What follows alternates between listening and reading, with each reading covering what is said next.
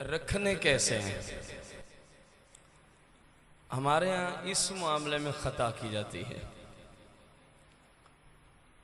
पहली ख़ता जो लोग हमसे पूछ रहे हैं सवालात करके, उसके एतबार से वो लोग ये समझते हैं कि आज फ़र्ज़ या ईद है ना, यकुम शवालुल मुकर्रम, वो समझते हैं कल को रोज़ा रखना ये लाजिम है, यानी ईद के दूसरे दिन। हालांकि लाजिम तो ये पूरे महीने में ही नहीं है, क्योंकि नफिल का दर्जा है इसका। तो ईद के दूसरे दिन ही रखना ये हमारी अपनी तरफ से इख्तिरा है, हमने खुद घड़ लिया। दूसरी ख़ता लोग ये करते हैं कि जी पै दर पै ही रखने पड़ेंगे। मसलन आज शुरू किया है ना, तो 6 पूरे होंगे तो फिर ही फ़ायदा है, वरना नहीं।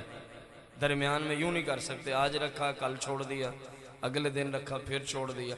ये भी हमारी अपनी ही मन घड़त कहानी है। इस्लाम ने सिर्फ इतना कहा है, ये नफिल रोज़े हैं, जो चाहे रखना तो ईद से कोई 3, 4, 5, 6 दिन बाद शुरू कर दे। हर हफ्ते में 2-2 रखता चला जाए, हर हफ्ते में 3, जैसे उसको आसानी, जैसे उसको। अब ईद के दूसरे दिन तकरीबन मुसलमानों में अल्लाह के फजल से करीबी रिश्तेदार एक दूसरे को मिलते हैं। ये भी एक बहुत बड़ी अजीम सआदत है कि रिश्तेदार एक दूसरे को मिलते हैं खुशी गमी में। तो अब वो रिश्तेदार मिलने आए हुए हैं, इधर से हम रोज़े के साथ हैं। घर वाले ने कहा खाना पकाना, मैंने रोज़ा रखा हो, आपको पता ही नहीं। तो इस तरह के जो मसाइल बनते हैं। इसके अलावा अब पूरा घराना बैठा है जनाब वो मेहमानों के साथ खाने पे, और एक बंदा अलग बैठा हुआ। तो शरीयत मुतहरा की जो रूह है वो ये है कि ऐसे मौका महल पे रोज़ा ना रखा जाए। नफली रोज़ा है ना, कौन सा कोई फ़र्ज़ है।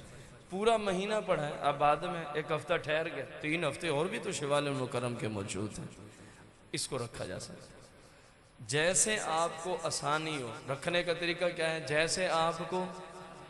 बल्कि इस्लाम अगर अलग अलग 6 पूरे करें तो इनको ज़्यादा अच्छा समझता है।